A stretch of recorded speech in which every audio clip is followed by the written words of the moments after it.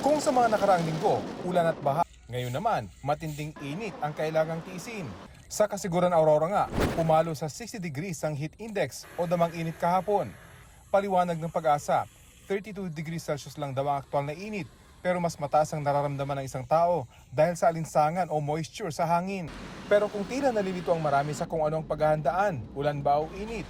Ayon sa Pag-asa, kapag mainit kasi tulad ngayong may El Nino, nagiging maalinsangan na sinusundan ng pag-ulan. Dahil sa El Nino, inaasahang magiging record-breaking ang temperatura ngayong taon sa buong mundo.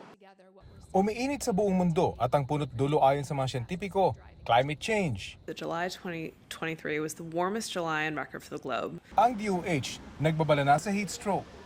Kung may gagawin po tayo, sumilong po tayo, kailangan umiinom tayo ng tubig, hindi lamang tubig. May iba pang paraan yung mga juices, mga prutas na matubig.